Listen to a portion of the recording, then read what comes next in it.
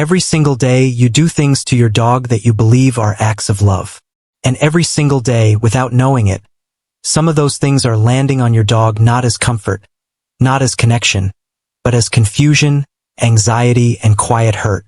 Not because you are a bad owner, because nobody ever told you that love, delivered in the wrong language, does not feel like love to the one receiving it. By the end of this video, you will see your dog differently. You will understand what they have been feeling during moments you thought were your warmest. And the 7 things we are covering today, things most owners do every single day, are going to change the way you exist alongside your dog from this point forward. Number 1 is the one most owners will recognize in themselves. And it is the one that causes the most cumulative emotional damage over a lifetime. Stay with me until we get there. Welcome to PAW'S Mind. If you are new here, subscribe right now because this channel goes deep on what dogs are actually experiencing. Not just what they are doing, but what they are feeling and what they need from you. There are 7 everyday things to cover. Some will surprise you. At least one will stop you mid-sentence the next time you do it. And number 1, the one I am saving for last, is the thing most owners never connect to the distance they sometimes feel from their dog. Keep watching. Item 7. Thing number 7. You punish them after the fact and expect them to understand why. You come home and find that something has been chewed. A cushion, a shoe, the corner of a rug. Your dog approaches you with their head low, their body curved, their tail doing a slow, uncertain sweep below their hindquarters. And you respond to the mess. Most owners see that posture and think, they know what they did. They look guilty. They understand. So the correction feels justified. But here is what is actually happening in your dog's brain. Dogs do not connect consequences to actions that occurred more than a few seconds ago. Not 2 minutes ago. Not 30 seconds ago. The research on this is unambiguous. A study published in the journal Animal Cognition found that dogs showed identical submissive and appeasement behaviors whether they had actually done something wrong or not. What they were responding to was the owner's tone, posture, and body language in the present moment. The so-called guilt look is not guilt. It is your dog reading that you are upset and trying to de-escalate a situation they cannot explain. When you correct them for something that has already passed, your dog does not learn do not chew the cushion. They learn when my owner comes home and their face looks like this, bad things happen.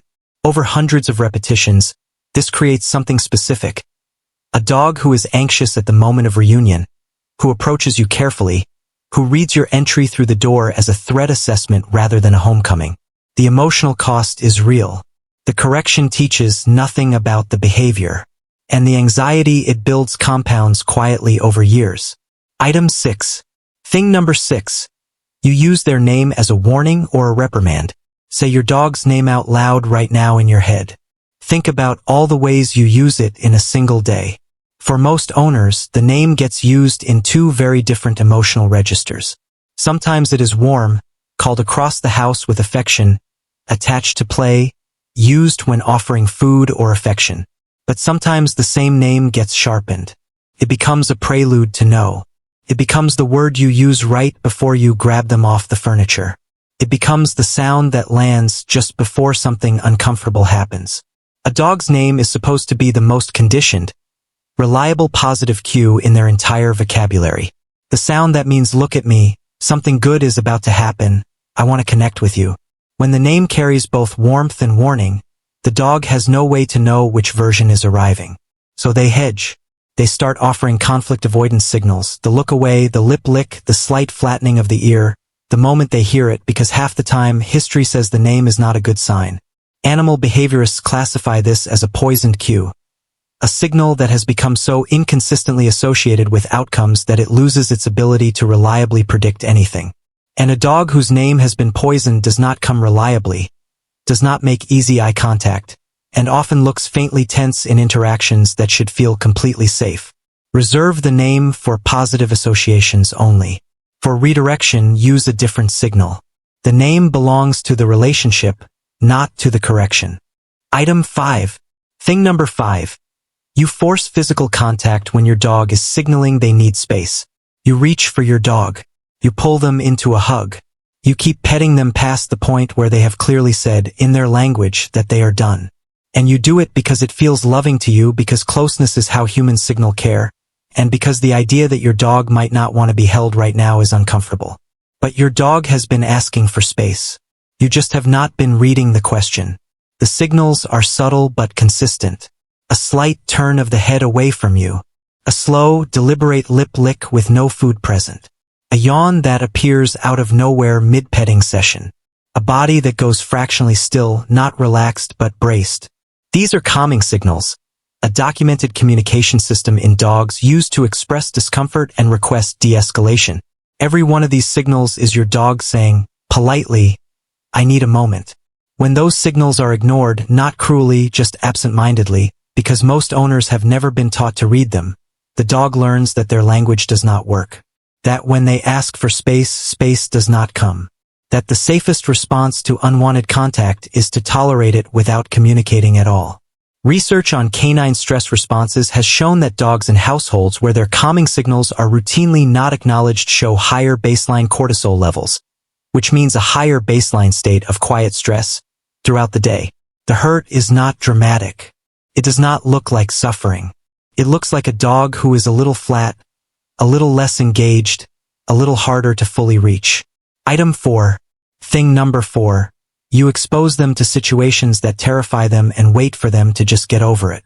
The dog park, the crowded sidewalk, the loud house party, the fireworks. You bring your dog into the middle of the thing that overwhelms them because you believe exposure is the answer. And that belief is half right. Exposure is the answer, but only controlled, graduated, voluntary exposure. The version where your dog is already flooded. Heart rate elevated, pupils dilated, body tight, eyes scanning for an exit, is not desensitization. It is flooding. And flooding does not reduce fear. Research published in Applied Animal Behavior Science has consistently found that forcing a fearful animal into an overwhelming environment without control or escape raises their sensitization to that environment over time. The dog does not come out the other side braver. They come out more certain that this place, this thing, this sound is as dangerous as they suspected. What your dog experiences in those moments is real and significant panic.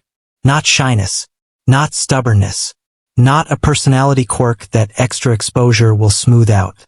Their nervous system is in full threat response. And you are the one who brought them to the source of it and asked them to manage it without tools. The emotionally correct approach is entirely different. It starts at a distance, it moves at the dog's pace, and it always preserves the dog's ability to move away. Bravery in dogs is not built by forcing them through fear. It is built by standing beside them while they choose, in their own time, to take one small step closer. And remember, number 1 is still coming. The one that changes how you see every quiet, ordinary moment of your dog's life. Stay with me. Item 3. Thing number 3. You leave them alone for long stretches with nothing to do and wonder why they are anxious. Dogs were not built for stillness. They were built, across thousands of years of evolution, to cover significant ground, to track and problem solve and engage with their environment at a sensory level that our living rooms almost entirely deny them. A beagle's nose can process a scent landscape that would take a human hours to describe. A border collie's brain was shaped by generations of reading livestock, anticipating movement, and making split-second decisions.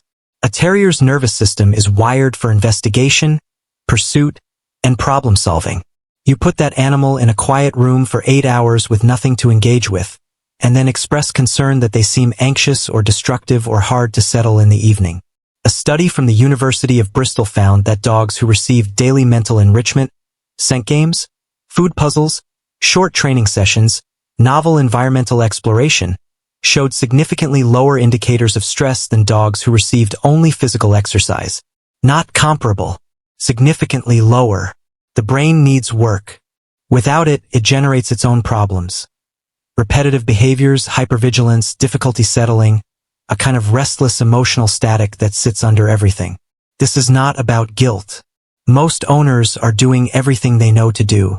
But a dog left without mental engagement is a dog whose mind turns inward, and an anxious mind left to its own devices builds patterns that are hard to undo. Item 2. Thing number 2. You send them mixed emotional signals and expect them to feel secure. Your dog is extraordinarily attuned to your emotional state. Not to your words, not to your intentions, but to the actual chemistry of your body, your cortisol in your sweat, the shift in your heart rate, the microtension in your shoulders when something is wrong.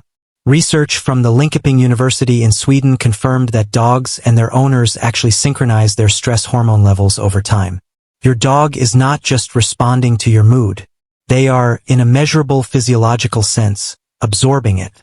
This means that a household that runs on chronic, low-level tension, unresolved conflict, the emotional vibration of adults who are under pressure, inconsistent rules, unpredictable emotional responses, creates a dog who is chronically, mildly on edge. A dog who never quite knows what version of the room they are walking into. And then that same household wonders why the dog is reactive. Why they bark at nothing. Why they hover and pace and struggle to settle. The dog is not broken. The dog is accurately reading an environment that is not fully safe and responding accordingly. This is not about being perfect. It is about understanding that your dog is not separate from your emotional household. They are inside it, reading every signal every day and building their sense of security or their sense of unease on what they find there. Item 1. The emotional peak. Thing number 1. The thing you do every single day that your dog experiences as a small act of emotional abandonment, and you have no idea it is happening. Think about how you move through your day with your dog. They follow you from room to room. They settle near you when you sit. They find you when you go quiet. And throughout the day you are present, physically present, but somewhere else entirely. On your phone, in a meeting, lost in a thought, there but not there. Your dog is watching this. They have been watching it for their entire life with you. Here is what your dog experiences when you are physically present but emotionally absent. They approach. They offer a behavior, a lean, a look, a gentle placement of their head on your knee, and nothing comes back. Not a correction, not a response. Just the quiet signal that whatever is in your hand, whatever is on your screen, whatever is in your head, is more compelling than they are. Dogs do not experience this the way a human might. As a momentary slight they can rationalize away. They experience it in real time as a disruption of the one thing their entire emotional life is organized around. The feeling of being connected to their person. They are pack animals at the cellular level. Proximity to you is not a preference. It is their nervous system's primary source of safety and regulation. And when you are there but not available, they are close to the thing they need and still, somehow, alone. Researchers studying canine attachment behavior have found that dogs form secure base relationships with their owners that are structurally similar to the attachments infants form with caregivers.